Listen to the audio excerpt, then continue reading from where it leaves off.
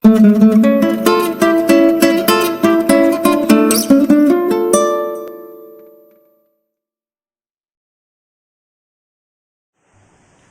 सबको जय मसीह की।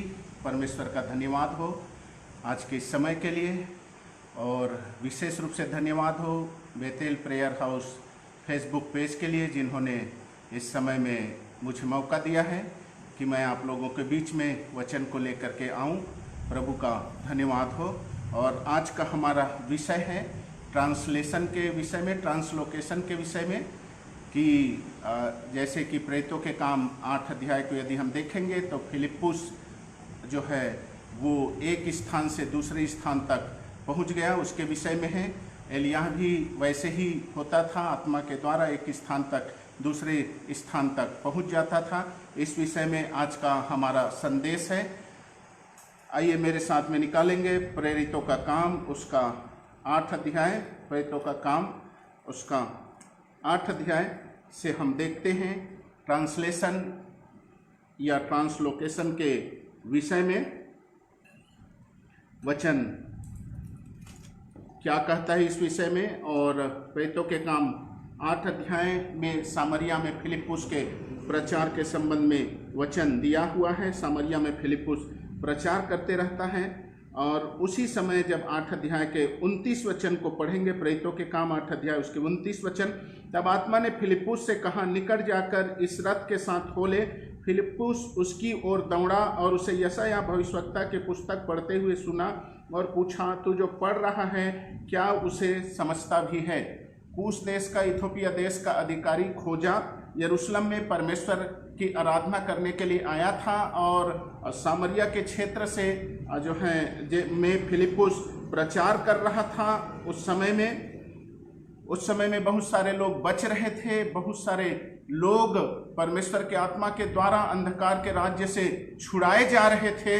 और ऐसे समय में परमेश्वर के आत्मा ने फिलिप्पुस से कहा कि तब आत्मा ने फिलिप्पुस से कहा, 26 में देखेंगे, फिर प्रभु के एक स्वर्गदूत ने फिलिप्पुस से कहा 8:26, उठ और दक्षिण की ओर उस मार्ग पर जा जो यरूशलेम से गाजा को जाता है। यह रेगिस्तानी मार्ग है। वह उठकर चल दिया, और देखो कूश देश का एक मनुष्य आ रहा था जो खोजा और कूशियों की रानी कंदाके का मंत्री और खजांची था।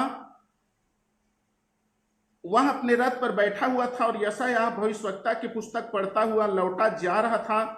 तब आत्मा ने फिलिप्पुस से कहा, निकट जाकर इस रथ के साथ हो ले। फिलिप्पुस उसकी ओर दौड़ा और उसे यशायाह भविष्यवक्ता की पुस्तक पढ़ते हुए सुना और पूछा, तू जो पढ़ रहा है क्या उसे समझता भी है? एक ऐसा व्यक्ति के बारे में इसमें विवरण है जो कि विश्वासी नहीं है, कूश देश का है, खोजा है, वहां के एक अधिकारी है, और वो जो है परमेश्वर की आराधना करने के लिए आया रहता है। तो उस समय में फिलिप्पुस को परमेश्वर के आत्मा ने उसके पास में जाने के लिए कहता है। इस वचन से हम ये सीखते हैं कि हमें हर समय में पवित्र आत्मा के प्रति सेंसिटिव होना चाहिए। पवित्र आत्मा हमसे क्या बातें कर रहा है उसका पालन करना चाहिए, क्योंकि फिलिप्पुस उस समय में बहुत ही अच्छा जो है सामर्थी सेवकाई कर रहा था सामरिया में, लेकिन उसने पवित्र आत्मा की बातों को माना, और जो है उस रास्ते में उसने तनिक भी देरी नहीं की, उस रास्ते में दौड़ पड़ा। और फिलिप्पुस उसकी ओर दौड़ा और उसे यशायाह भविष्यवक्ता की पुस्तक पढ़ते हुए सुना और पूछा, तू जो पढ़ रहा है क्या उसे समझता भी है? पहला, फिलिप्पुस का परमेश्वर के आत्मा के साथ में बहुत ही अच्छा रिलेशनशिप था। वो बहुत ही सेंसिटिव था और तैयार रहता था उसके हर एक बातों के पालन करने के लिए। तुरंत ही उसने जो है परमेश्वर की ओर से एक शब्द को रिसीव किया, जो कि स्वर्गदूत ने फिलिप्पुस को कहा जो है उसे रिसीव किया, और उसके बाद में उसने पालन किया, तुरंत ही पालन किया, और एक अविश्वासी खोजा के लिए वो चल पड़ा। और जब जाता है तो खोजा जो है यशायाह भविष्यवक्ता की पुस्तक को पढ़ रहा था, उसने इंस्टेंस ओबीडियंस का प्रदर्शन किया, तत्काल वो दौड़ा जो है, क्योंकि फिलिप्पुस एक स्पिरिचुअल पर्सन था, इसलिए वो परमेश्वर के अगुवाई को समझ सका। और जब वो फिलिप्पुस जो है यशायाह भविष्यवक्ता की पुस्तक को पढ़ते हुए खोजा को देखता है तो उसे बोलता है, तू जो पढ़ रहा है क्या उसे समझता भी है? और उसके बाद में जो है वो रथ में सवार होता है और उसे समझाता है। 39 वचन में देखेंगे, 8 के 39, जब वे जल में से निकलकर ऊपर आए तो प्रभु का आत्मा फिलिप्पुस को उठा ले गया और खोजे ने उसे फिर न देखा और वह आनंद करता हुआ अपने मार्ग पर चला गया। फिलिप्पुस अशदोद में आ निकला और जब तक कैसरिया में न पहुंचा तब तक नगर नगर सुसमाचार सुनाते रहा। एक मार्ग पे फिलिप्पुस गया जो कि गाजा की ओर जाता था और उसने खोजा को सुसमाचार संदेश सुनाया। यशायाह की पुस्तक से उसने यीशु मसीह को प्रकाशित किया। आज हम यहूदियों के लिए प्रार्थना करते हैं। यहूदियों के पास में नया नियम नहीं है, लेकिन हम यहूदियों को उनकी पुस्तक से, उनके पवित्र शास्त्र से हम मसीह का प्रकाशन को उन्हें प्रकट कर सकते हैं, जैसे उस समय में फिलिप्पुस ने किया। उसने यशायाह की पुस्तक से मसीह के दुख भोग से लेकर के सारी बातों को उस खोजे को प्रकट किया और जब उसने प्रकट किया तो खोजे ने विश्वास किया और उसने उसे बपतिस्मा दिया। और 39 और 40 में देखते हैं कि जब वे जल में से निकलकर ऊपर आए तो प्रभु का आत्मा फिलिप्पुस को उठा ले गया और खोजे ने उसे फिर ना देखा और वह आनंद करता हुआ अपने मार्ग पर चला गया। यहां हम ट्रांसलेशन का एक उदाहरण को देखते हैं कि फिलिप्पुस खोजा को बपतिस्मा देता है और जल से बाहर निकलता है और जैसे ही जल से बाहर निकलता है परमेश्वर का आत्मा, प्रभु का आत्मा फिलिप्पुस को उठा ले गया। आज का हमारा यही विषय है, ट्रांसलेशन। प्रभु का आत्मा फिलिप्पुस को उठा ले गया। किस प्रकार से ट्रांसलेशन होते, मैं बता रहा था प्रेरितों के काम 8 अध्याय से, और इसमें फिलिप्पुस जो है खोजा को बपतिस्मा देता है। जब स्वर्गदूत उसे कहता है तो वो गाजा की ओर निकल जाता है। और 39 और 40 में हमने देखा जब वे जल में से निकलकर ऊपर आए तो प्रभु का आत्मा फिलिप्पुस को उठा ले गया और खोजे ने उसे फिर न देखा और वह आनंद करता हुआ अपने मार्ग पर चला गया। फिलिप्पुस अशदोद में आ निकला और जब तक कैसरिया में न पहुंचा तब तक नगर नगर सुसमाचार सुनाता रहा। यहाँ हम देखते हैं फिलिप्पुस खोजे को बपतिस्मा दिया और दोनों जल से ऊपर निकले, और जल से ऊपर निकले तो प्रभु की आत्मा फिलिप्पुस को जो है उठा ले गया और फिलिप्पुस अशदोद में आ निकला। उस जगह से अशदोद की दूरी 20 मील की दूरी है। परमेश्वर की आत्मा फिलिप्पुस को 20 मील ट्रांसपोर्ट कर दिया, ट्रांसलोकेट कर दिया। तो इसी विषय में आज हमारा विषय है कि कैसे ट्रांसलोकेशन होता है, कैसे ट्रांसलेशन होता है, कैसे एक जगह से दूसरे जगह तक जाया जा सकता है। इसके विषय में आज हम सीखेंगे। ये हमारा आज का विषय है और जो है यहाँ बाइबल में हुआ है, ये कोई न्यू एज का कॉन्सेप्ट नहीं है, ये बिब्लिकल कॉन्सेप्ट है। तो जैसा कि यशायाह भविष्यवक्ता की पुस्तक से उसे फिलिप्पुस ने खोजा को बताया, वैसे ही हमें आवश्यकता है यहूदियों को विश्वास में लाने के लिए हमें उनके शास्त्र से, पुराने नियम के पुस्तकों से यहूदियों के बीच में मसीह को प्रकाशित करने की जरूरत है। तो बाइबल में कई जगह में ट्रांसलोकेशन हुए हैं, कई सारे जगहों में इस प्रकार के उदाहरण है। पहला राजा यदि हम उसको देखते हैं, पहला राजा की पुस्तक उसके 18 अध्याय मेरे साथ में निकालेंगे। पहला राजा की पुस्तक उसके 18 अध्याय और उसके 10 से 12 वचन को हम पढ़ते हैं। तेरे परमेश्वर यहोवा के जीवन की शपथ, कोई ऐसी जाति या राज्य नहीं जिसमें मेरे स्वामी ने तुझे ढूंढने को ना भेजा हो। तब उन लोगों ने कहा वह यहाँ नहीं है। तब उसने उस राज्य या जाति को इसकी शपथ खिलाई कि एलिय्याह नहीं मिला। और अब तू कहता है जाकर अपने स्वामी से कह कि एलिय्याह यहाँ है। फिर जो ही मैं तेरे पास से चला जाऊंगा त्यों ही यहोवा का आत्मा तुझे न जाने कहाँ उठा कर ले जाएगा। अतः जब मैं जाकर अहाब को बताऊंगा और तू उसे न मिलेगा तब वह मुझे मार डालेगा। ट्रांसलोकेशन का एक और उदाहरण है पहला राजा की पुस्तक उसके 18 अध्याय, जब हम 10 से 12 वचन को देखते हैं तो ओबद्याह जिसे राजा आहाब एलियाह को खोजने के लिए भेजा रहता है, और एलियाह से जब ओबद्याह की मुलाकात होती है, ओबद्याह एलियाह को कहते हैं कि तू कहता है कि मैं यहाँ हूँ, लेकिन जैसे ही मैं राजा के पास में जाऊंगा यहोवा की आत्मा तुझे एक जगह से दूसरे जगह तक उठा ले जाएगा। ये एक उदाहरण है परमेश्वर की आत्मा। और जैसे हमने जो है प्रेरितों के काम 8 अध्याय उसके 39 और 40 में देखे थे, प्रभु की आत्मा जो है उसे उठा ले गया अशदोद तक फिलिप्पुस को। और यहाँ ओबद्याह एलियाह के बारे में ये कहता है कि मैं राजा के पास में जाऊंगा तो यहोवा का आत्मा तुझे न जाने कहां उठा ले जाएगा और निश्चय ही राजा मुझे मार डालेगा। हनोक भी जो है उठा लिया गया। तो इस प्रकार से कई सारे बाइबल में उदाहरण है ट्रांसलेशन के विषय में, और ये कैसे होता है ये हमारा आज का विषय है। ये बाइबल का कॉन्सेप्ट है, ट्रांसलेशन बाइबल में है। ये कोई न्यू एज नहीं है या कोई इस प्रकार से कल्ट की शिक्षा नहीं है, ये बाइबल में है। बहुत सारे उदाहरण है इस बारे में। जैसा मत्ती रचित सुसमाचार में यदि हम देखेंगे, मत्ती रचित सुसमाचार में हम देखेंगे उसके 4 अध्याय का 6वां वचन, तो शैतान यीशु मसीह को जो है वो मंदिर के कंगूरे तक ले गया। तो ये बाइबल में तो है ही है, परमेश्वर का आत्मा ऐसा करता है, लेकिन वहां शैतान के बारे में भी इस प्रकार से लिखा हुआ है। और यदि हम यूहन्ना रचित सुसमाचार उसके 6 अध्याय के 16 से 22 वचन को हम पढ़ेंगे तो जो है नाव में चेले लोग रहते हैं और नाव डगमगाने लगता है, और वो उस झील की दूरी करीब झील की दूरी जो रहती है वो रहता है 8 मील लगभग का वो चौड़ा था, और 3 मील 2 से 3 मील तक चेले लोग गए रहते हैं। और यीशु आकर के उस नाव पे सवार होता है तो वो तुरंत ही किनारे पर लग जाता है। पूरी नाव जो है वो ट्रांसलोकेट हो जाता है।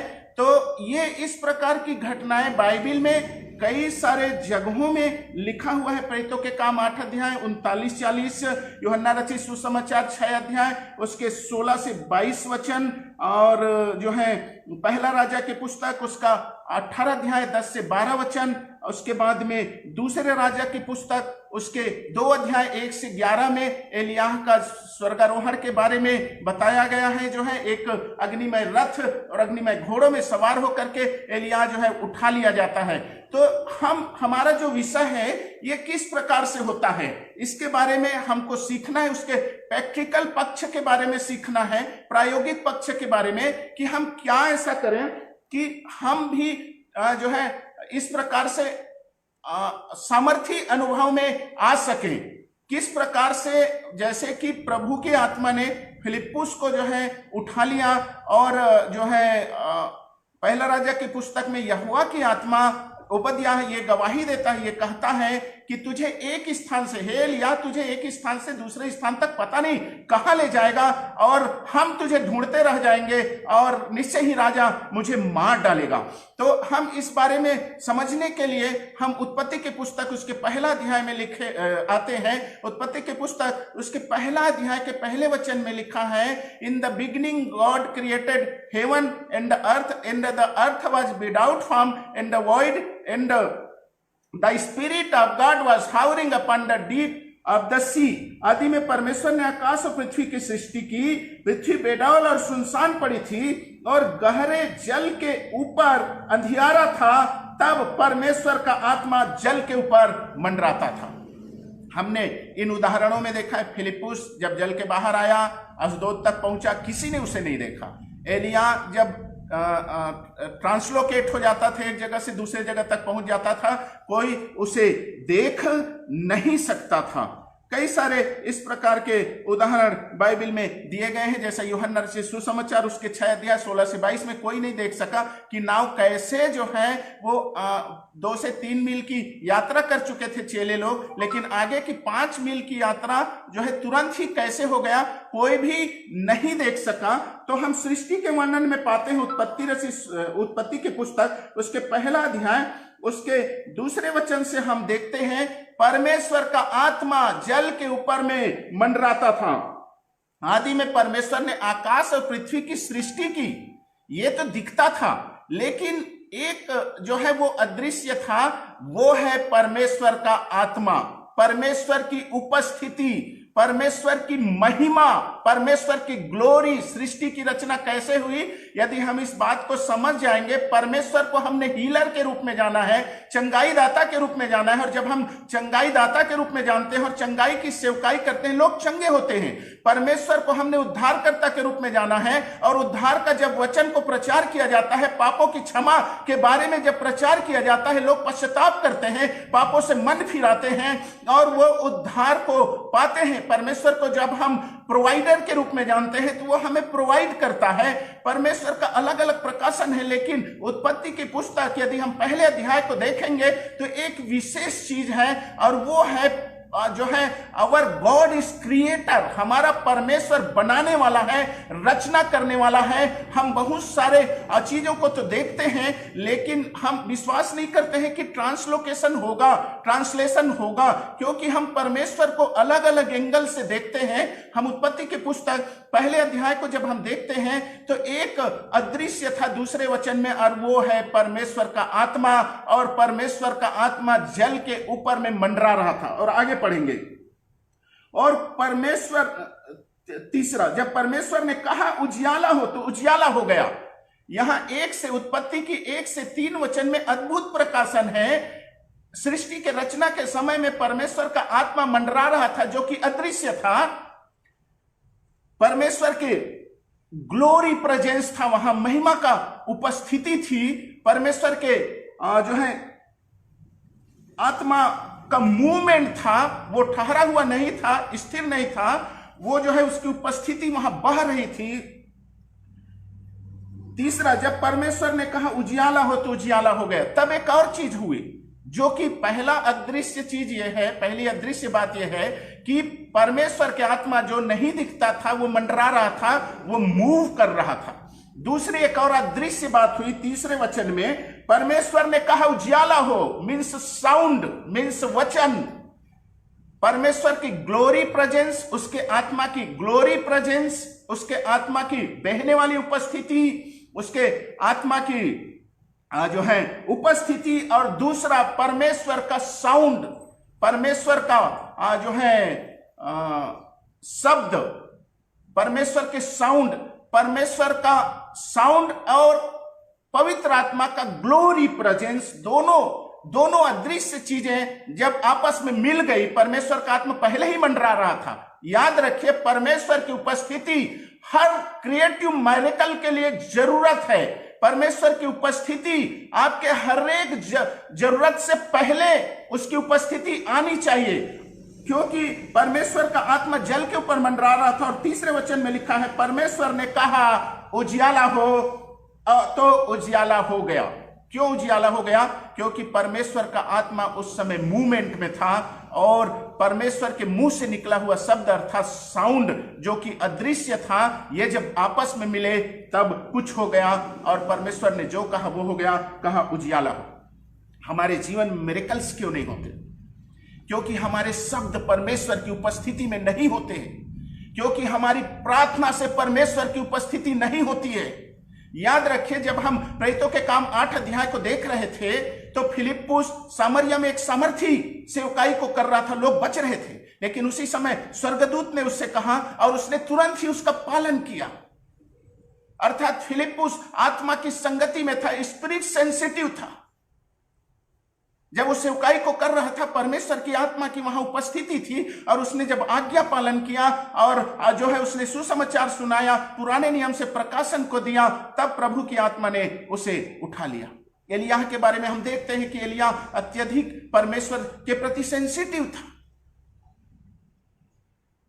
आप जो है क्रिएटिव मिरेकल्स को देखना चाहते हैं, क्रिएटिविटी को देखना चाहते हैं, आप कैसे परमेश्वर ने शून्य से उत्पन्न किया, यहां उसका कुंजी दी गई है।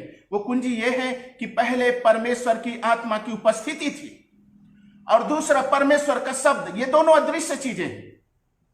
आप यदि आराधना के द्वारा, आप प्रार्थना में जाते हैं, आराधना में जाते हैं, और आराधना में जाते हैं, तो आप केवल शब्द कह के प्रार्थना से उड़ जाते हैं, इसलिए आपके जीवन में काम नहीं होता।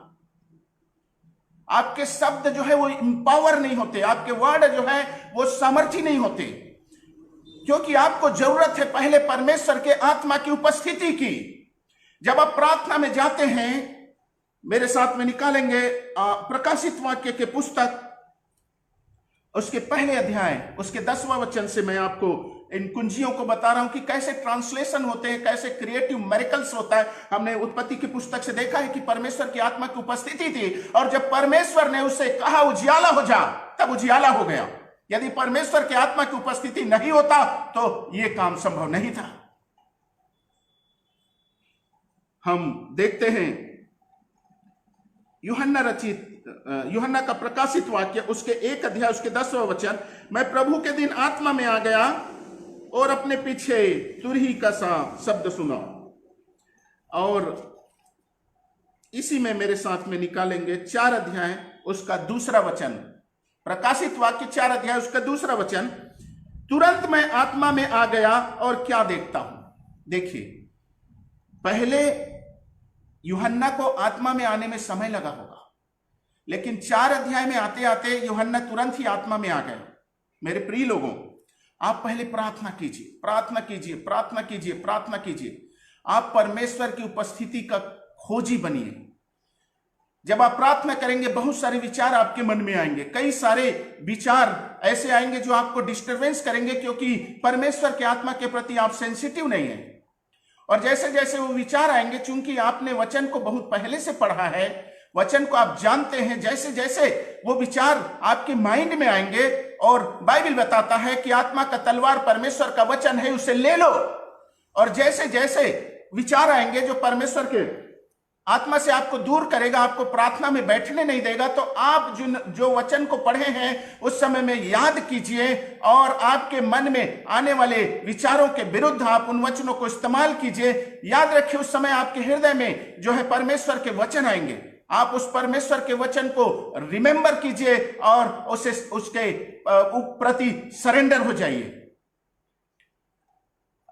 और जब आप सरेंडर हो जाएंगे तो परमेश्वर की उपस्थिति बढ़ते जाएगी। परमेश्वर का वचन गांठ गांठ और गुदे गुदे को वार पार छेदता है।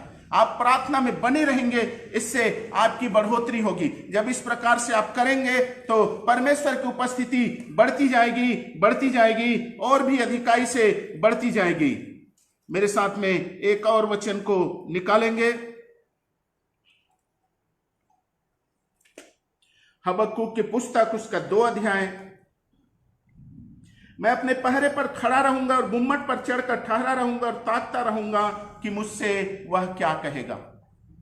आप परमेश्वर की वेदी में जाइए, आप परमेश्वर के पास जाइए। मैं अपने पहरे पर खड़ा रहूंगा और गुम्मट पर चढ़कर ठहरा रहूंगा, और परमेश्वर के ऊंचे स्वरूप पर विचार कीजिए। परमेश्वर ने जो महान काम किया है उस पर विचार कीजिए, और ताकता रहूंगा कि वह मुझसे क्या कहेगा। और तब तक न उठिए जब तक कि उसकी उपस्थिति ना आए। हो सकता है परमेश्वर की उपस्थिति पहले दिन बहुत ही लेट से आए, लेकिन याद रखें, हनोक भी ऐसे ही नहीं उठा लिया गया। हनोक बहुत दिनों से परमेश्वर की संगति में था, परमेश्वर की आज्ञा का पालन कर रहा था। एलिय्याह बहुत दिन से परमेश्वर की संगति में था, परमेश्वर की आज्ञा का पालन कर रहा था। हो सकता है पहले दिन परमेश्वर की उपस्थिति आने में बहुत समय लग जाए, आपके मन में बहुत सारे विचार आए, लेकिन आप वचनों के द्वारा उस समय में आपके हृदय से कुछ वचन आएंगे। शैतान आपसे, आपके मन में जब विचारों को लाएगा, कुछ वचन आएंगे, और जब परमेश्वर के वचन आएंगे जो है, तो आप उस वचन में अपने आप को सरेंडर कर दीजिए, और इस प्रकार से आप प्रार्थना में बने रहेंगे। और जब आप प्रार्थना में बने रहेंगे तो परमेश्वर की उपस्थिति बने रहेगी, और इस प्रकार से जब दूसरे दिन, तीसरे दिन, चौथे दिन आप प्रार्थना करेंगे तो बहुत ही कम समय में परमेश्वर की उपस्थिति आ जाएगी, उसका जो है प्रेजेंस आ जाएगा। परमेश्वर की उपस्थिति के अलग अलग स्तर हैं। पहले जो है आपके विश्वास फेथ जोन है, दूसरा एनॉइंटिंग जोन है, तीसरा ग्लोरी जोन। ये जो स्थिति है सृष्टि का वर्णन, उत्पत्ति की पुस्तक पहला अध्याय, वो एक परमेश्वर का आत्मा का एक मूवमेंट है। वहां जब परमेश्वर की आत्मा का मूवमेंट हो जाए तो that is a glory reign. ये जो है ग्लोरी जोन है।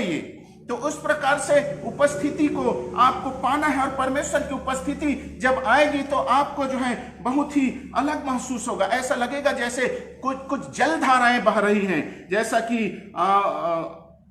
यूहन्ना रचित सुसमाचार 7 अध्याय उसका 37 से 39 में लिखा हुआ है कि तुम्हारे हृदय से जल की नदियां बह निकलेंगी। यशायाह 44:3 में जो है पवित्र आत्मा को जल के बारे में बताया गया है, और जकरिया 10:1 में जो है पवित्र आत्मा को वर्षा की नहीं बताया गया है। तो आपको ऐसे लगेगा जब आप उसकी उपस्थिति में बैठे रहेंगे, ऐसे लगेगा कि जल के फव्वारा जो है बह रहे हैं, और उसमें आपको जो है, आप जब पापों से परेशान रहेंगे, आपके कई सारे परिस्थितियों से परेशान रहेंगे, जब वो उपस्थिति आएगी, जब परमेश्वर की ऐसी उपस्थिति आएगी जिसमें ऐसा लगेगा कि जल की नई धारा बह रहा है, तो आपके हृदय में शांति आएगी, और वो धारा जो है आपके आर पार होकर के जाएगा। और जब आप प्रार्थना से उठेंगे तो आपको नयापन लगेगा, क्योंकि जल का स्वभाव है क्लींसिंग, जल का कार्य है साफ सुथरा करना। जब इस प्रकार की पवित्र आत्मा की उपस्थिति से आप निकलेंगे तो आपको हृदय में अद्भुत शांति लगेगा, अद्भुत जो है आपको लगेगा कि आप धो दिए गए हैं। आपको ऐसा लगेगा नहीं कि आप अत्यंत पापी स्थिति में हैं, आपको ऐसा लगेगा नहीं, आपको लगेगा कि सारी चीजें चली गई हैं, आपके मन का जो बोझ है वो चला जाएगा। वैसे ही आपको ऐसा लगेगा जैसे आग की नई कोई धारा बह रहा है, या ऐसा लगेगा कि कोई हवा चल रहा है पवित्र आत्मा की उपस्थिति में। जब आप प्रार्थना में जाएंगे तो यह महसूस होगा। मैं प्रैक्टिकल मिनिस्ट्री की बात कर रहा हूं, मैं कोई थियोलॉजी की चीजें आपको नहीं बता रहा हूं। जब आप प्रार्थना करेंगे, मुझे इसलिए अनुभव है क्योंकि मैं 8 से 10 घंटा प्रार्थना करता था। जब मैं एक बार बैठता था तो 8 से 10 घंटा में प्रार्थना में बैठे रहता था, जब तक कि उसकी उपस्थिति ना आ जाए, और जब तक कि उसकी उपस्थिति में मैं आनंदित ना हो जाऊं। और यदि वो एक हवा की नाई जो है वो आती है, तो याद रखिए यहेजकेल की पुस्तक को आप पढ़ेंगे तो हवा जो है वो न्यू लाइफ प्रोड्यूस करेगा। आपको न्यू विजन प्राप्त होंगे, आपको नयापन लगेगा, आप में नया उत्साह आएगा, आपको नया दर्शन प्राप्त होंगे। यदि आग की नाई जैसा मूसा का उदाहरण को देखेंगे, जो है एक्सोडस निर्गमन की पुस्तक उसके 3 अध्याय और 2 वचन को देखेंगे, तो आग जो है वो भस्म करने वाली होती है। मूसा के सारी पिछली चीजों को उस आग ने खत्म कर दिया। मूसा ने एक नया दर्शन प्राप्त किया और उसने इस्राएलियों को निकालने की जिम्मेदारी को स्वीकार किया। आग की नाई यदि उपस्थिति आती है, जब आप प्रार्थना में जाएंगे तो यह महसूस होता है। मेरा यह संदेश बिना प्रार्थना करने वालों के लिए नहीं है, मेरा संदेश ऐसे लोगों के लिए है, यदि आप प्रार्थना करते हैं तो आपके लिए जो है ये सारी बातें उपलब्ध है। अदरवाइज आपका मसीही जीवन जो है वो एक रूटीन में ही रहेगा, आप परमेश्वर के आनंद को महसूस नहीं कर पाएंगे।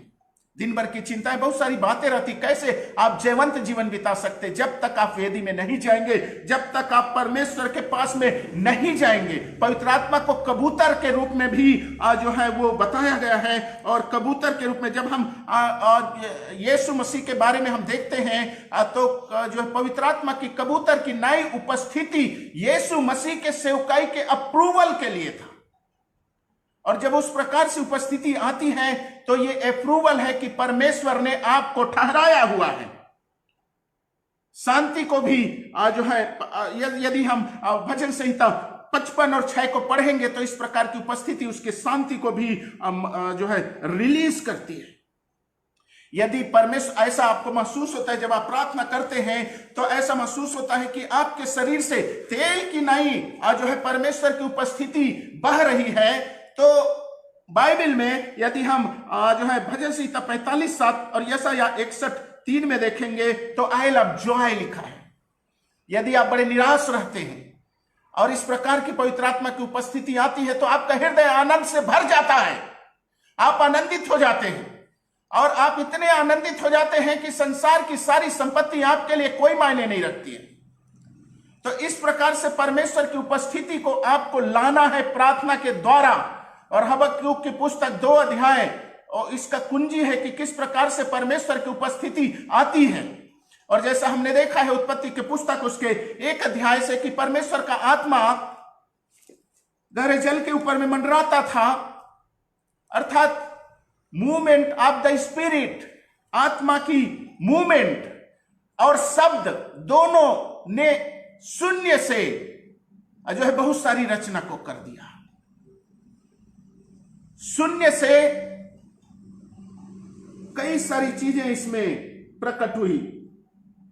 पहला दिन, दूसरा दिन, तीसरा दिन, चौथा दिन, पांचवा दिन, छठवां दिन और सातवें दिन परमेश्वर ने विश्राम किया। यदि हम परमेश्वर को एक क्रिएटर के रूप में देखते हैं, यदि हम क्रिएटिव मिरेकल्स चाहते हैं, यदि आप चाहते हैं, यदि किसी के हार्ट में प्रॉब्लम है, हार्ट फेलियर की कंडीशन है, आप क्रिएटिव मिरेकल्स को चाहते हैं, तो आप उत्पत्ति की पुस्तक को देखिए, 1 से 3 अध्याय, शून्य से उत्पन्न होने वाला। यदि किसी का बच्चा नहीं हो रहा है, वो क्रिएटिव मिरेकल्स को चाहता है, सारे कंडीशन उसके खिलाफ में, इवन यदि उसका जो है उसके बच्चेदानी भी निकाल दिए गए, शून्य से परमेश्वर कर सकता है। उसका कुंजी यह है कि परमेश्वर का आत्मा मंडराना चाहिए, परमेश्वर के आत्मा की उपस्थिति होना चाहिए, और साउंड, शब्द, कैसे आराधना हो, हमने देखा है कैसे प्रार्थना हो। दूसरा मैं बताता हूं कैसे आराधना हो। जब आप आराधना करते हैं, भजनों को गाते हैं, भजन में परमेश्वर की महिमा से संबंधित बहुत सारे शब्द रहेंगे। जब आप आराधना करेंगे, आप उस आराधना के शब्द को आप अपने मन में विचार कीजिए और आराधना करते करते परमेश्वर को धन्यवाद दीजिए, और एक समय आप देखेंगे कि वो आराधना के शब्द के द्वारा पवित्र आत्मा आपको नियंत्रण में ले लेता है और परमेश्वर की उपस्थिति से आप भर जाते हैं। परमेश्वर की उपस्थिति को आप महसूस करते हैं। आप कैसे आराधना करते हैं? आत्मा और सच्चाई से आराधना करना है यदि, तो जब आप आराधना करते हैं, उस आराधना में खो जाइए, उसके शब्द में खो जाइए, और वो जो शब्द हैं वो बाइबल से लिया गया शब्द होता है, और बाइबल का लिया हुआ शब्द जो है, जब आप आराधना करते हैं और उन शब्द में खो जाते हैं, उसको अपने मन में रिमेंबर करते हैं, तो वो एक रेमा वचन हो जाता है और आपके लिए काम करता है। मेरे प्रिय लोगों, आपको क्रिएटिव मिरेकल, परमेश्वर, हमारा परमेश्वर जो है मिरेकल का परमेश्वर है। हमारा परमेश्वर मूसा की लाठी सांप बन गई, लाठी सांप में कन्वर्ट हो गया। यहोशू के पुस्तक में सूर्य ठहर गया। यदि हम देखें तो उस फीग ट्री को, उस वृक्ष को यीशु ने जब श्राप दिया तो वो सूख गया, पानी दाखरस में बदल गया। आप कैसी चीजों के खोज में हैं? आप क्यों नहीं बिलीव करते परमेश्वर के इस प्रकार के सामर्थी कामों के बारे में? शैतान यीशु को बोलता है कि तू कहेगा तो ये पत्थर जो है रोटी बन जाएंगे, क्योंकि यीशु मसीह में सामर्थ्य था पत्थर को रोटी बनाने का। यह बात अलग है कि उसका सोर्स शैतान की ओर से था। मिरेकल्स, क्रिएटिव मिरेकल्स होंगे, हमें उसके सोर्स को देखना है। परमेश्वर सोर्स है। वैसे ही ट्रांसलोकेशन होगा, ट्रांसपोर्टेशन होगा, ट्रांसलेशन होगा, बाइबल में है, उसका सोर्स परमेश्वर होना चाहिए। जब आप परमेश्वर की उपस्थिति में रहते हैं, परमेश्वर की उपस्थिति जब बढ़ती जाती है, बढ़ती जाती है, बढ़ती जाती है, जब हम देखते हैं जो है निर्गमन की पुस्तक, उसके 24 अध्याय और उसके 15 से 18 अध्याय को देखते हैं, मूसा 40 दिन बिना खाए पिए रह लिया परमेश्वर की उपस्थिति में। जब उसकी उपस्थिति आती है तो एक अद्भुत चीज होता है। देखिए, आप बने हैं, आप आत्मा, प्राण और देह, त्रिभागी हैं आप। और देह के बात करने का तरीका, देह के महसूस करने का तरीका 5 इंद्रिय है। प्राण के महसूस करने का, माइंड के महसूस करने का, या माइंड का लैंग्वेज रीजनिंग है। लेकिन आत्मा का लैंग्वेज डिफरेंट है। आत्मा का लैंग्वेज ना तो इंद्रियों के द्वारा है, ना रीजनिंग के द्वारा। तो जब आप परमेश्वर की उपस्थिति में जाते हैं, जैसा मूसा के समय में हुआ, निर्गमन के पुस्तक उसके 19 अध्याय 24 निर्गमन के पुस्तक 24 अध्याय 15 से 18 वचन को हम पढ़ेंगे। तो बादल ने पर्वत को छा लिया 40 दिन तक। परमेश्वर के ग्लोरी प्रेजेंस, उसकी महिमा की उपस्थिति छा लिया, और मूसा इस प्रकार से उपस्थिति में रहा कि उसका जो देह है, जो इंद्री है, वो पूरी तरह से आत्मा के नियंत्रण में आ गया। उसका प्राण जो है पूरी तरह से आत्मा के नियंत्रण में आ गया। हम इसलिए क्रिएटिव मिरेकल्स पे विश्वास नहीं करते क्योंकि हम देह के चलाए चलते हैं, लेकिन जब हम आत्मा के चलाए चलेंगे, जब हमारा देह जो है आत्मा के नियंत्रण में आ जाएगा, जब हमारे प्राण आत्मा के नियंत्रण में आ जाएगा, तो हमें उस समय में भोजन वस्तु की जरूरत नहीं पड़ेगी। परमेश्वर की उपस्थिति में, उस समय में परमेश्वर की उपस्थिति से हम तृप्त कर दिए जाएंगे। उस समय परमेश्वर की उपस्थिति हमें नया बल देगा। उस समय परमेश्वर की उपस्थिति में हम प्यासे नहीं रहेंगे। उस समय चूंकि हमारे देह के ऊपर में हमारी आत्मा का नियंत्रण है और हमारे प्राण का नियंत्रण है, इसलिए उस समय में भूख नहीं लगेगा। 40 दिन तक मूसा उस पर्वत पे रहा, महिमा में बादल पे, परमेश्वर की उपस्थिति में 40 दिन तक। क्या यदि 1000 साल तक भी किसी को रहना पड़े तो उसे भूख और प्यास नहीं लगेगा।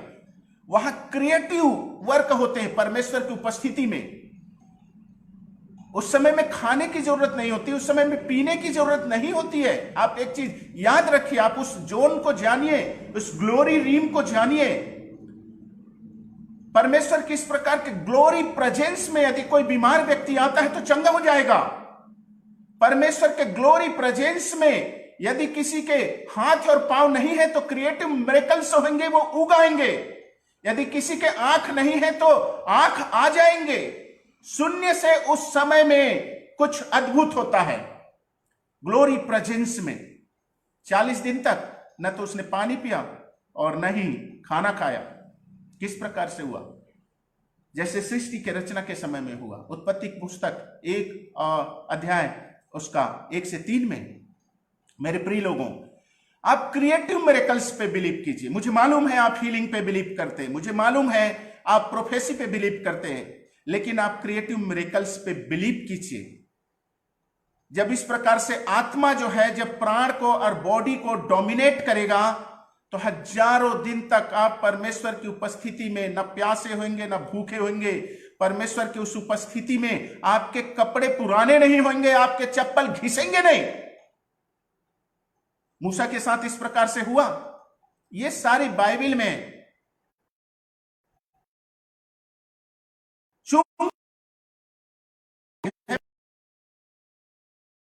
जब हम इस प्रकार से ग्लोरी जोन में हम आ जाएंगे उपवास के द्वारा, तो हम सुपरनेचुरली एक जगह से दूसरे जगह ट्रांसपोर्ट हो जाएंगे, क्योंकि पवित्र आत्मा ओमनी प्रेजेंट है।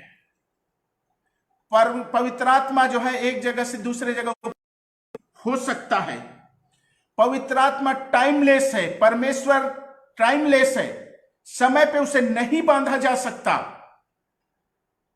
उसका जो सार है, उसका जो गूढ़ बात है, उसकी जो कुंजी ये है कि यदि आप परमेश्वर की महिमा में उपस्थिति में आते हैं, जैसे मूसा के साथ में हुआ।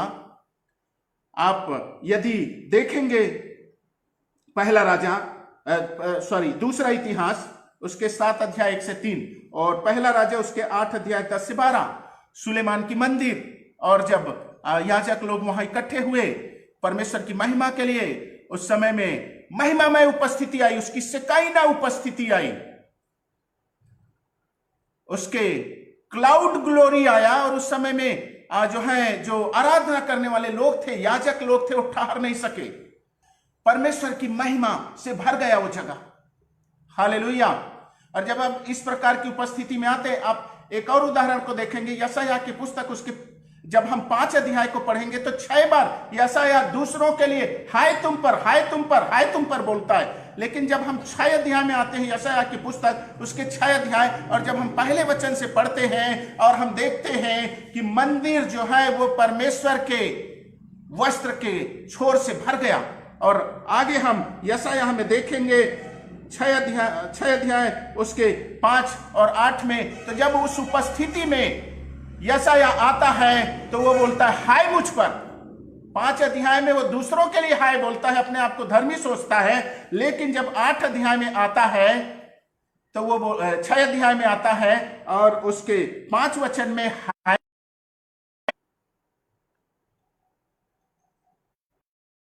8वें वचन में यशायाह की पुस्तक उसके 6 अध्याय के 8वें वचन में कौन जाएगा करके परमेश्वर बोलता है, तो यशायाह कहता है कि मुझे भेज, मैं जाऊंगा। मेरे प्रिय लोगों, मिशन ऐसे ही शुरू नहीं होते, मसीही जीवन ऐसे ही शुरू नहीं होते, सेवकाई ऐसे ही शुरू नहीं होते, बेतेल प्रेयर हाउस ऐसे ही शुरू नहीं हुआ है। जब हम यशायाह के पुस्तक उसके 6 अध्याय 8 वचन को देखेंगे तो परमेश्वर बोलता है कौन जाएगा, और जब आप उसका रिस्पॉन्स देते हैं तो सेवकाई शुरू होती है, तब शुरू होता है मिशन, तब शुरू होता है मिनिस्ट्री, तब शुरू होता है आपके जीवन में उन्नति।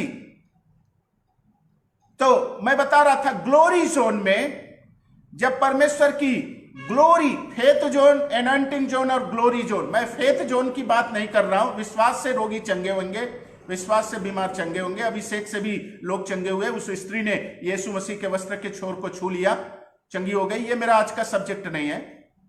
ग्लोरी जोन, जब हम ग्लोरी जोन में आएंगे तो अपने आप जो है बड़े मिरेकल्स होने लगेंगे। लोग सोचते हैं कि कैसे इतनी बड़ी सृष्टि तुरंत ही बन गई, परमेश्वर को हजारों साल लगा होगा बनाने में। नहीं, जब ग्लोरी जोन में होगा, जब परमेश्वर की सामर्थ्य आत्मा की उपस्थिति होगा तो सब अपने आप होने लगेगा। उस समय प्रार्थना की जरूरत नहीं होगी। याद रखिए, बहुत सारे प्रीचर्स को आपने देखा बेनीहीन गाना गाते रहते हैं, भजन करते रहते हैं, लोग चंगे होते रहते हैं। ग्लोरी जोन, उस समय परमेश्वर की उपस्थिति होती है, और जिन लोग अपने आप को परमेश्वर के आत्मा के प्रति समर्पित करते हैं, उस ग्लोरी जोन के कारण से उस प्रकार के मीटिंग्स में मल्टीट्यूड्स चंगाई को प्राप्त करते हैं, खूब सारे लोग चंगे होते हैं। तो ट्रांसलेशन के लिए सबसे मुख्य चीज यह है कि आपको आना होगा। परमेश्वर के आत्मा जैसे ही आपके आत्मा डोमिनेट करेगा को और आपके देह को, आपके शरीर को, आपके जो देह है और आपका प्राण है, जब आपके आत्मा के पूरी तरह से नियंत्रण में हो जाएगा तो आप वेटलेस महसूस करेंगे। आपको महसूस नहीं होगा आपके बॉडी का भार, क्योंकि आप पूरी तरह से आत्मा के नियंत्रण में हैं। जब आप अपनी आत्मा के नियंत्रण में रहेंगे, जो कोई मसीह में है वो मसीह के साथ एक आत्मा है, ऐसा वचन बताता है। आप पूरी तरह से मसीह में हो जाएंगे और आत्मा जहां आपको ले जाना चाहेगा वहां आप चलेंगे। उस समय समय नहीं लगेगा, आप पे टाइम का बॉन्डेज नहीं रहेगा, आप पे दूरी का बॉन्डेज नहीं रहेगा। तो 2 प्रकार से ट्रांसलेशन हो सकता है। पहला, परमेश्वर के आत्मा के द्वारा, जैसा हमने देखा पैतों के काम उसके 8 अध्याय 39-40 में, और हम एलिय्याह का उदाहरण को देखेंगे आज जो है पहला राजा उसके 18 अध्याय उसके 10 से 12 में हमने देखा यहोवा का आत्मा उसे उठा ले गया। परमेश्वर का आत्मा के द्वारा ये सारी चीजें हो रही। दूसरा, स्वर्गदूतों के द्वारा। जब हम पतरस के बारे में पढ़ते हैं, प्रेरितों के काम उसके 12 अध्याय उसके 6 से 11 वचन में, जब हम पढ़ते हैं कि राजा उसे बंदीगृह में डला देता है और समय में एक स्वर्गदूत प्रकट होता है और स्वर्गदूत जो है पतरस को छू करके उठाता है और उसकी बेड़ियां टूट करके चली जाती हैं, और स्वर्गदूत उसे कहता है कि मुझे पीछे आ। और पतरस को ऐसा लगता है कि वो जो है एक दर्शन को देख रहा है, और जब होश में आता है तो उसे महसूस होता है कि स्वर्गदूत के द्वारा वो निकाल लिया गया है। तो दूसरा जो है स्वर्गदूत के द्वारा। हम ट्रांसलेशन से रिलेटेड कुछ और चीजों को देखेंगे, मेरे साथ में निकालेंगे यहेजकेल की पुस्तक उसके 8 अध्याय में पढ़ता हूं। फिर 6वें वर्ष के छठवें महीने के 5वें दिन को जब मैं अपने घर में बैठा था और यहूदियों के पुरनिये मेरे सामने बैठे थे, तब प्रभु यहोवा की शक्ति वही मुझ पर प्रकट हुई। तब मैंने देखा आग का सा एक रूप दिखाई देता है और उसकी कमर से नीचे की ओर आग है और उसकी कमर से ऊपर की ओर झलकाए हुए पीतल की छलक सी कुछ है। उसने हाथ से कुछ बढ़ाकर मेरे सिर के बाल पकड़े। तब आत्मा ने मुझे पृथ्वी और आकाश के बीच में उठाकर परमेश्वर के दिखाए हुए दर्शन में यरूशलेम के मंदिर के भीतर आंगन के उस फाटक के पास पहुंचा दिया जिसका मुंह उत्तर की ओर है। यहेजकेल कुछ लोगों के साथ, पुरनियों के साथ मिलकर के परमेश्वर के बारे में चर्चा करता है, प्रार्थना करता है, आराधना करता है और उस समय परमेश्वर उसे दर्शन दिखाना शुरू करता है। किस प्रकार से इसके साथ में यहां घटनाएं हो रही।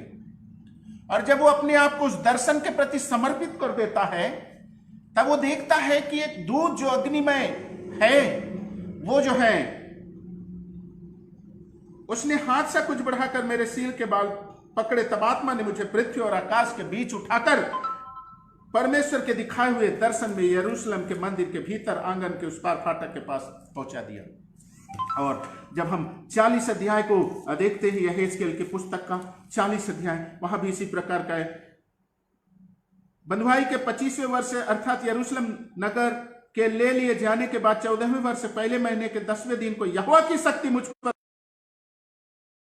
वहां पहुंचाए। और भी हम एक वचन को और देख लेते हैं, दूसरे राजा की पुस्तक, दूसरा राजा की पुस्तक उसका 2 अध्याय। एलिया के उठाए जाने के लिए, और सारे लोगों को पता है कि एलिया जो है उठाया जाएगा। और एलिया ने एलीसा से कहा, यहोवा मुझे बेतेल तक भेजता है, इसलिए तू यही ठहरा रहा। एलिया और एलीसा जाते रहते हैं और एलिया जो है एलीसा को कहता है कि तू ठहरा रहा, मैं बेतेल को जा रहा हूं।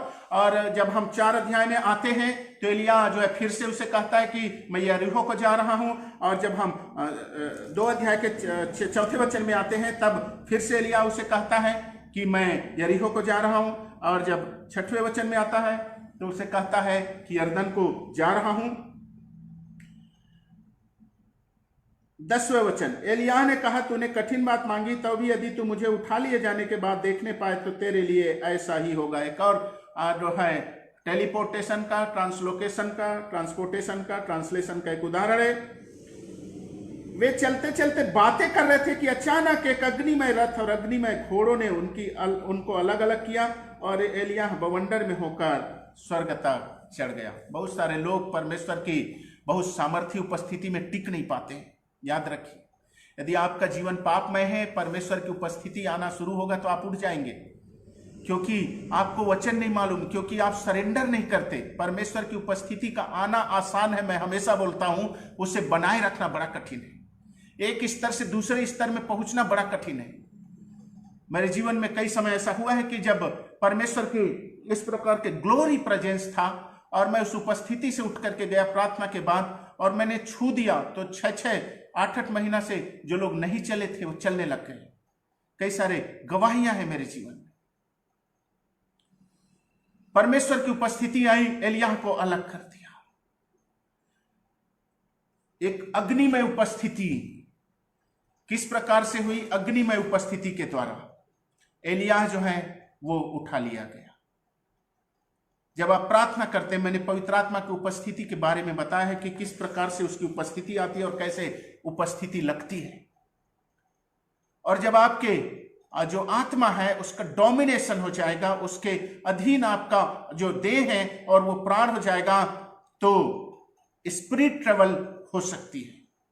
आप आत्मा में एक जगह से दूसरी जगह पहुंच सकते हैं। ट्रांसलेशन बड़ा आसान है। जब आप उस फेज में पहुंचेंगे, उस स्टेज में यदि आप पहुंचते हैं, तब ट्रांसलेशन जो है बहुत ही आसान है।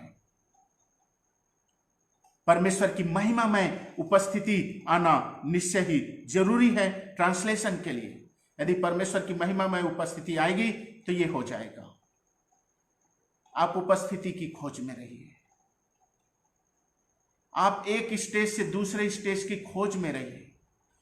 परमेश्वर के साथ समय बिताइए। कोई शॉर्टकट रास्ता नहीं है। हनोक 300 साल तक परमेश्वर के साथ चला। परमेश्वर के साथ चलिए। एलियाह ने परमेश्वर की आज्ञा का पालन किया। फिलिप्पुस ने परमेश्वर की आज्ञा का पालन किया। आप परमेश्वर के साथ चलिए। जब आप परमेश्वर के साथ चलेंगे, यह हिजकिय्याह की पुस्तक 8 अध्याय, वहां एक प्रोसेस को बताया गया है। प्रार्थना में संगति में था यह हिजकिय्याह, और जैसे प्रार्थना और संगति में था, परमेश्वर उसे दर्शन दिखाना शुरू किया। और उस दर्शन के प्रति जब वो सेंसिटिव होने लगा, समर्पित होने लगा, तो परमेश्वर ने उसे वो बातें उसके जीवन में हुई, वो बहुत सारी बातें उस समय में दिखाए। उस अध्याय में प्रकाशित वाक्य के पुस्तक में देखें, हमने 1 से 10 में, 1 अध्याय से 10वां वचन में हमने देखा कि यूहन्ना को हो सकता है पहले समय में काफी परेशानियां आई होंगी। यूहन्ना की परिस्थिति आपसे बहुत ही खराब था। यूहन्ना हड्डियों की घाटियों में था। उस समय में पतमुस में जो लोग जाते थे वो मर जाते थे, हड्डियां ही हड्डियां उस समय में बिखरी थी, वहां जीवन का कोई संभावना नहीं था। लेकिन परमेश्वर हमारा इस प्रकार की मृत्यु की घाटी में जीवन देने वाला है। और जब परमेश्वर की उपस्थिति आई, उसका ध्यान उन सारी बातों में न रहा, और उसने महान पुस्तक को लिखा, हमारी आशा की पुस्तक को लिखा। और 4 अध्याय के 2 वचन में हम आते हैं तो तुरंत ही वो आत्मा में आ गए। शुरू में आपको कठिनाइयां होंगी, शुरू में आपको परेशानियां होंगी। जब आप प्रार्थना में जब जाएंगे तो आपको ये सीखना होगा कि परमेश्वर की आत्मा की मनसा क्या है, क्योंकि आप अपने मन के अनुसार प्रार्थना करेंगे तो परमेश्वर की उपस्थिति चली जाएगी। आप कैसे जानेंगे, कैसे आगे बढ़ेंगे? जैसे ही परमेश्वर की उपस्थिति आई, और उसके बाद जो है जिस प्रकार के आराधना से, प्रार्थना से यदि परमेश्वर की उपस्थिति बनी रहती है तो उसमें आप आगे बढ़िए। लेकिन कुछ ऐसे विचार जो आपके दिमाग में आएंगे जिससे परमेश्वर की उपस्थिति हट जाती है, तो आप समझ जाइए कि ये परमेश्वर के स्वभाव के खिलाफ में है, पवित्र आत्मा के स्वभाव के खिलाफ में है, और उसे दूर कर दीजिए। और दूसरे दिन जब आप प्रार्थना में जाते हैं तो जो पहले दिन का अनुभव है, जिसके कारण से प्रार्थना में परमेश्वर की उपस्थिति चली गई, उसके प्रति आप सावधान रहिए और उस प्रकार की बातों को न करिए, बल्कि उस प्रकार के विचार आते हैं तो वचन से उससे लड़ना सीखिए। इस प्रकार से आप सीख जाएंगे कि कैसे परमेश्वर की उपस्थिति आती है और कैसे उपस्थिति बढ़ती है। कोई भी आपको नहीं सिखा सकता, कोई भी आपको नहीं भी बता सकता। आप परमेश्वर की उपस्थिति में जाएंगे तो आपको खुद ही समझ में आएगा कि आपके किस प्रकार के हृदय से, आपके किस प्रकार के बातों से परमेश्वर की उपस्थिति बढ़ती है, पवित्र आत्मा ठहरे रहता है, और आपके किस प्रकार के विचारों से पवित्र आत्मा की उपस्थिति चली जाती है। इसमें कोई शॉर्टकट नहीं है, कोई छोटा रास्ता नहीं है। आपको उसकी उपस्थिति को अपने जीवन में बढ़ाने के लिए आपको उसके साथ समय बिताना ही पड़ेगा, और सीखना पड़ेगा कि किन बातों से परमेश्वर प्रसन्न होता है, किन बातों से उसकी उपस्थिति बनी रहती है। यह कोई नहीं सिखा सकता, क्योंकि हम में से हर एक लोगों का व्यक्तित्व अलग अलग है, हम में से हर एक लोगों का स्वभाव अलग अलग है। और जब हम इस प्रकार से प्रार्थना में परमेश्वर की उपस्थिति ग्लोरी कैरियर्स हो जाएंगे, जब हम परमेश्वर की महिमा को लाने वाले हो जाएंगे, तो एक समय हमारे जीवन में ऐसा होगा कि हमारी जो प्राण है और वो देह है, वो हमारी आत्मा के नियंत्रण में आ जाएगा। परमेश्वर की उपस्थिति इस प्रकार से होगा कि आपका प्रार्थना का जगह आपके लिए आनंद का जगह हो जाएगा। परमेश्वर की उपस्थिति इस प्रकार से होगा कि आप अपने आप को धन्य महसूस करेंगे। परमेश्वर की उपस्थिति इस प्रकार से होगा कि सारी चिंताओं का निराकरण हो जाएगा। परमेश्वर आपको आनंद के तेल से अभिषेक करेगा, परमेश्वर आपको पवित्र करेगा, क्लींस करेगा, आपका हृदय आनंदित रहेगा। और एक समय ऐसा आएगा कि आप ट्रांसपोर्ट हो सकते हैं, आपके जीवन में ट्रांसलेशन का अनुभव हो सकता है। क्या आप परमेश्वर के बड़े कामों को, परमेश्वर के सामर्थी कामों को देखना चाहते हैं? यदि हां, तो आप अपने अभी इस समय में आप ठानिए कि परमेश्वर के साथ आपको संगति करना है। मैंने बहुत सारे सीक्रेट्स को बताया है कि किस प्रकार से होता है, क्योंकि एक बार मेरे साथ में ट्रांसलेशन हो चुका है। मैं अपने बेड में था, लेकिन मैं अचानक ही 10 फीट दूर में पहुंच गया था। ये मेरे साथ में हुआ है, इसलिए इस विषय में मैं आज आप लोगों को संदेश दे रहा हूं। ये होता है, आप विश्वास करो। मैं उस समय में 8 घंटा 10 घंटा प्रार्थना करता था, और मैं काम भी करता था, उस समय भी मेरा हृदय प्रार्थना करता रहता था। याद रखिए, जब आपके जीवन में परमेश्वर की उपस्थिति आएगी, आप अपने परिवारजन के साथ रहेंगे, आप अपने पत्नी के साथ रहेंगे, बच्चे के साथ रहेंगे, परिवारजन के साथ रहेंगे, फिर भी आपका हृदय परमेश्वर की आराधना करते रहेगा। आप परमेश्वर में बने रहेंगे, आप स्पिरिट सेंसिटिव रहेंगे। पवित्र आत्मा आपके चलने, उठने, बैठने, आने जाने हर चीज में सहायता करेगा। जब आप चलते भी रहेंगे, आप परमेश्वर की आवाज को सुन सकेंगे। आप स्पिरिट सेंसिटिव होंगे। आप परमेश्वर की उपस्थिति को अपने जीवन में बढ़ने दीजिए। जब उसकी उपस्थिति बढ़ेगी, जैसा हमने एलिय्याह के उदाहरण में देखा है, परमेश्वर के आत्मा जो है उसे, जैसा कि हमने देखा एलिय्याह के उदाहरण में कि पहला राजा 18 अध्याय उसके 45 से 46 में, और जब हम जो है यहोवा का आत्मा उठा ले गया लिखा है, वहां हम NKJV बाइबल में देखेंगे तो हैंड ऑफ द लॉर्ड लिखा हुआ है, और NIV में देखेंगे तो पावर ऑफ द लॉर्ड लिखा हुआ है। परमेश्वर का सामर्थ्य उठा ले गए। न्यू किंग जेम्स वर्जन में परमेश्वर का हाथ उठा ले गए। क्या आप सामर्थ्य कामों के लिए तैयार हैं? क्या आपने उत्पत्ति की पुस्तक उसके पहला अध्याय 1 से 3 वचन के सीक्रेट्स को समझा है कि शून्य से कैसे सृष्टि उत्पन्न हो गई, कैसे क्रिएटिव मिरेकल्स होंगे, किस प्रकार से शून्य से चीजें अस्तित्व में आ जाएंगी, और जब आपके बॉडी और प्राण आत्मा के नियंत्रण में आ जाएगा तो आपके लिए दूरी मायने नहीं रखता, आपके लिए समय मायने नहीं रखता। आप स्पिरिट ट्रेवल कर सकते हैं। आप जो है तुरंत ही दूसरे जगह आप जा सकते हैं। आप प्रकाश की गति से आप जो है एक जगह से दूसरे जगह जा सकते हैं। प्रार्थना का समय है, कुछ मिनट बचा हुआ है। हालेलुया, धन्यवाद परमेश्वर पिता, आपके नाम की महिमा करते, यीशु मसीह के नाम से आपके चरणों में आते। पिता परमेश्वर, जितनों को यह संदेश ने छुआ है पिता परमेश्वर, सबों को आशीष दे पिता परमेश्वर। पिता परमेश्वर, कोई बहन है में दर्द हो रहा है, नाम से चली जाए, वो बहन जो है 50 से प्लस है, वो बहन जो है यीशु के नाम से इस समय दर्द चले जाए, यीशु के नाम से। हालेलुया, धन्यवाद देते पिता परमेश्वर। बड़ी आशीष को दीजिए पिता परमेश्वर। पिता परमेश्वर, आत्मिक जीवन में उन्नति को दीजिए पिता परमेश्वर। कुछ लोग पिछले दिनों अपने आप को बड़े ही कमजोर महसूस कर रहे हैं आत्मिक जीवन में, यीशु के नाम से हम पिता परमेश्वर नया सामर्थ्य को चाहते हैं, उनके जीवन में ग्लोरी प्रेजेंस को चाहते हैं पिता परमेश्वर। किसी को नशे की परेशानी है, यीशु के नाम से पिता परमेश्वर ये नशे की आत्मा चले जाए। जवान भाई है यीशु के नाम से, और उसकी पत्नी के साथ में उनकी लड़ाई होती है, यीशु के नाम से सारी चीजें खत्म हो जाए। हालेलुया, धन्यवाद देते पिता परमेश्वर।